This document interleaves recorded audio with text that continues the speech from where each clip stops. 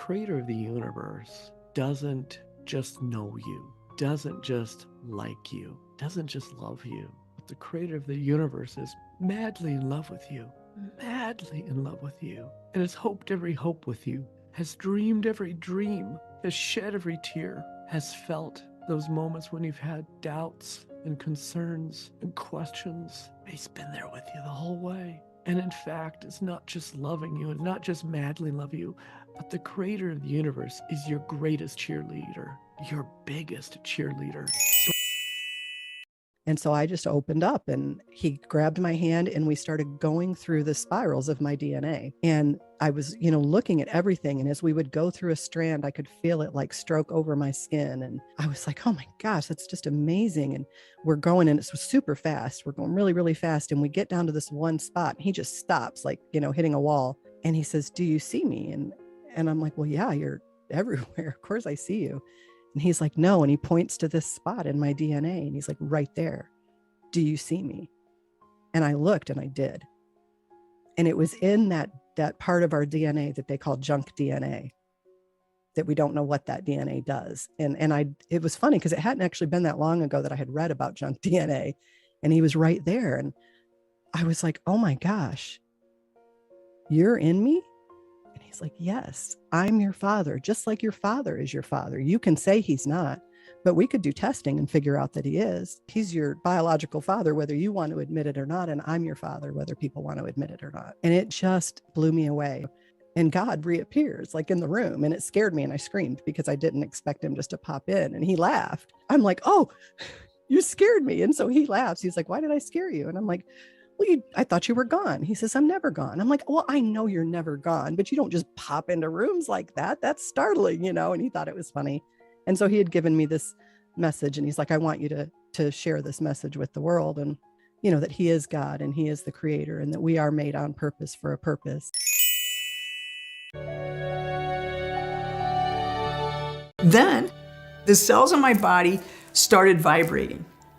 And it was like each cell, trillions of cells that look like a happy face. And they start giggling. They're just, ooh, everything's funny. And I look down and I go, what are you guys doing? And I hear them say, I hear the cells in my body going, he's coming, he's coming, he's coming. And I'm like, who's coming? And as I'm slow motion looking up, if this was the earth, I could feel something coming up. And as it's coming up, I'm going, oh my God, it's the creator of the universe. Oh my God. And I'm going to my cells, now I know why you were excited. This is so exciting. And so, boom. Face to face with the creator of the universe. And he doesn't have a face. He doesn't have a pronoun. It's no pronoun. It's not a he, it's not a she, it's not an it. It is the creator of the universe. And all I can describe what it seemed to be was like the aurora borealis. It was this wavy, different colors, electric being.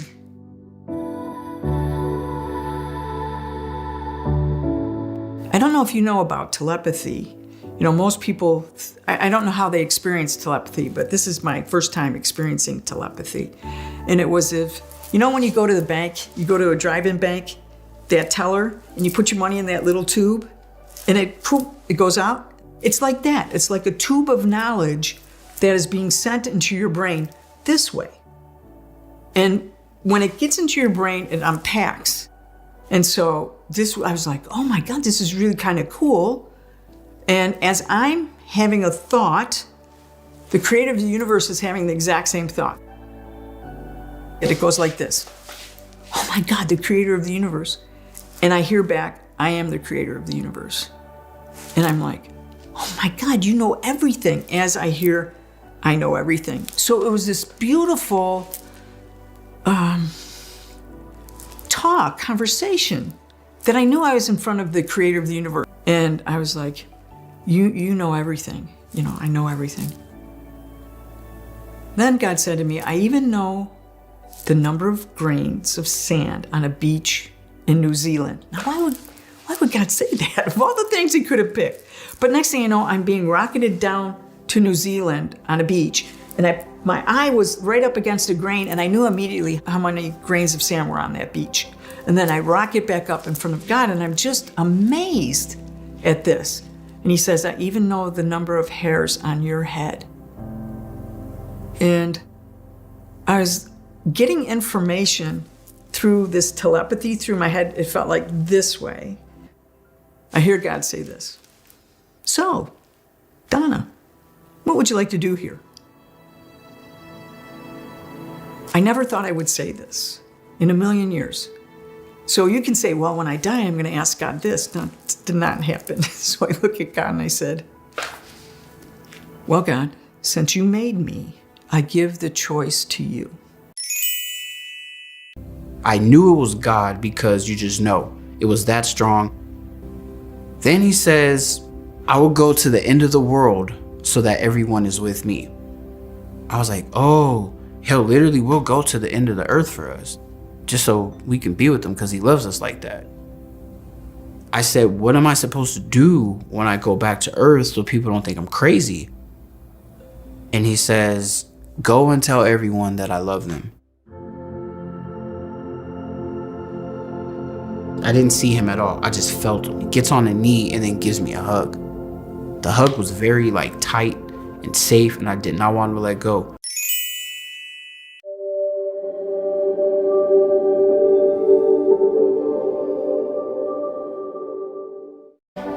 And I looked down and there was this river and there were many people who were walking on it. Some were covered in shadows, some had light. And I saw that if they had light, they were connected to God.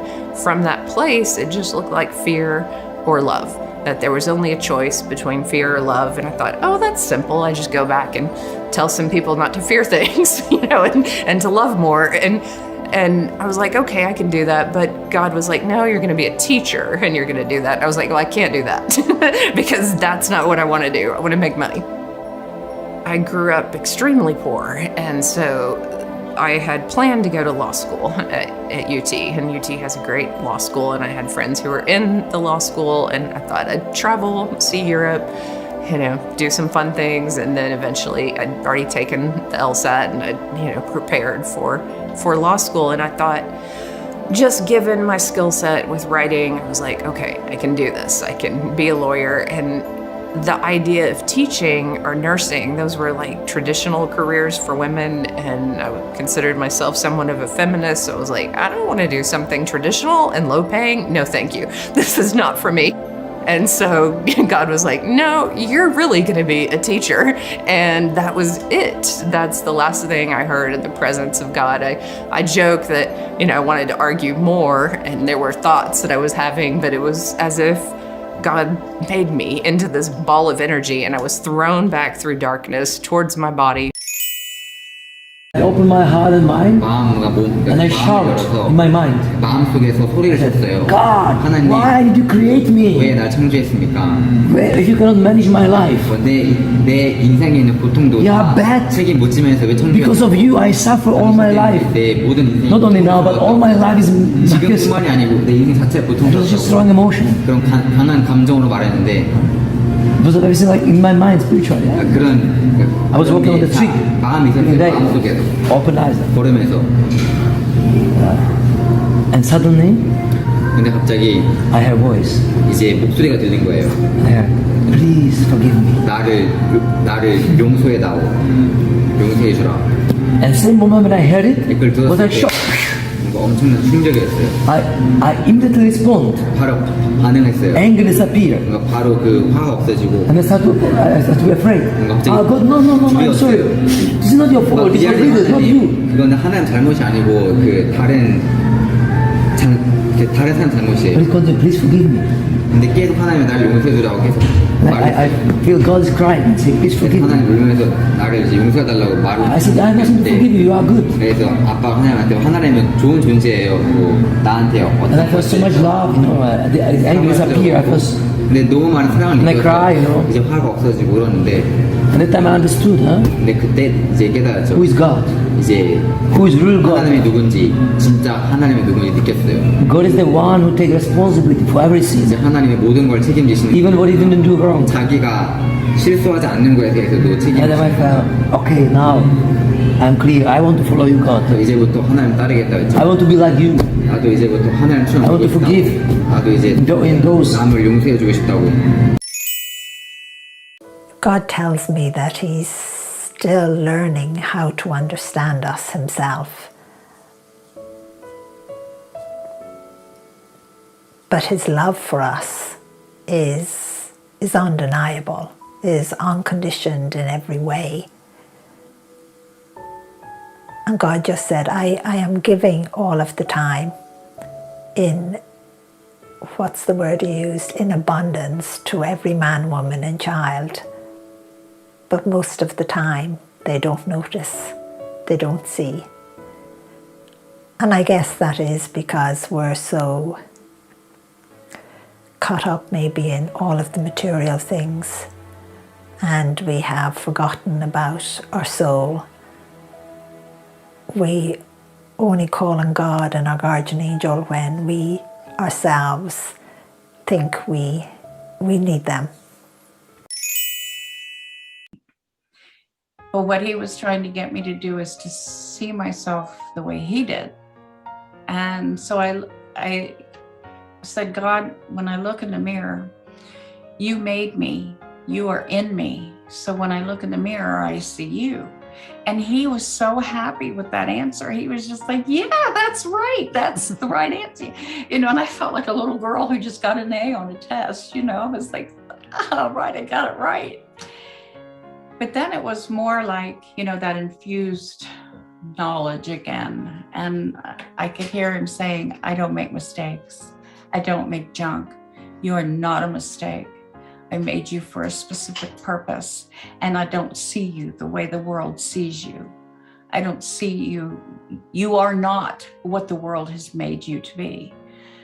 And I love you. He loves every one of us so much that He thinks about us 24/7. Because if He stopped thinking about us for 1 minute, we would just poof, cease to be as if we never were. So to be in the divine mind of God 24/7 when there's 7.7 bazillion people on this planet, and He loves each and every one of us the same way because of our uniqueness and our specialness, and there is not another person like you on this planet. You are so special to Him and so beautiful to Him. And you may have someone that looks like you, but that person is not you. You are so unique. And to be, He thinks about you every single moment of every single day. And that's why you're still here. To be loved that much is just, to me, it's mind-blowing. I started to panic, and when I did, this huge, loving, formless presence appeared. And this presence was bigger than big, humongous. And I knew that presence was God, and He had come to calm me down and was ready to take me to the next part of the journey. And He did. His love, His acceptance, the peace that I felt was just absolutely incredible, beyond human understanding, beyond what human words can help you to understand. And it was absolutely incredible. It was like He had just wrapped me up and He was carrying me. My eyes were being led to look up, and I'm looking past the stars, and I see appear in front of me bookshelves. The biggest bookshelf you've ever known, because it's so tall that it's disappeared past, the farthest point that I could see. Appeared on all of the shelves were gifts. They were all so individually, incredibly different. And then God started telling me, Erica, when you were born, I gave you the gift of patience, and I gave you the gift of beauty. I didn't think I was pretty. If I was, like I told God, it's not true. why was I treated like that? He gently stopped me in my tracks and corrected me, and he said, again, when you were born, I gave you the gift of patience, and I gave you the gift of beauty. And in that moment, I understood for the first time what the gift of beauty really means. It's not what I was taught to believe, what mankind believes. This was what God believes is beautiful. And it was, the beauty came from within my heart. My heart. And it was such a relief for the first time to really not just hear it, but to feel it, that I was enough. I just remember that that God held me, and I have no doubt it was God. And he said, you can't stay. And I was really upset. I said, I can't stay. And I started telling him all the things I had done that were good. Telling God every social accolade I can possibly think of. I've given free care. I've been a good wife. I've been a good mom. Anytime I sacrificed, I tried to tell God this. And he said, let me ask you one question. Have you ever loved anyone the way you've been loved here? And I said, no, it's impossible. I'm a human, as if, God wouldn't know that. And he said, you can do better. And with that, like when I said I'm a human, it felt like he smiled, or that comment brought joy in some way that I could feel. And then after I said, no, I'm a human, and he said, you can do better, then I was back on the table. Down there, and he's calling code blue, I think I just died. And right when I said that, there was this feeling of a being that was right next to me. And the being felt to me like I had known him forever. It felt like it was God. I felt the absolute acceptance and the absolute love and the absolute comfort. I felt like when he was next to me, that I was a pure being. I was a pure spirit, and he loved me so much. And I felt God loved me so much. And also in this lyrics is that, don't be afraid, I loved you thousands of years and I will love you more. So I felt like God will thousands of years more love me unconditionally, and I felt so good about it. And I felt, when I think like this, my future is only hope and joy. And I felt like God appreciate, God deal with humans so really greatly. Like God is really falling in love, really crazy on humans. And I felt also in the lyrics there is like, my heart beating. Some lyrics there was in the beginning, and I felt God is really heart beating. His heart is beating so much when he see us, when he talk to us, when he deal with us one side, because humans are really beautiful and really, really special, each person. So God is really, really, I felt God is so brave, and I felt really God is falling in love with us. And I felt also that God is so sad and like not understanding, resentful one side, because people doesn't know that God loved them, or even they know, they don't feel always that God loved them. And I think this is the pain of God. Like it seems like you have a child and you love the child so much, but the child doesn't know that parents love him. So I think this is the greatest pain, that parents look at the child. So this is my experience with God.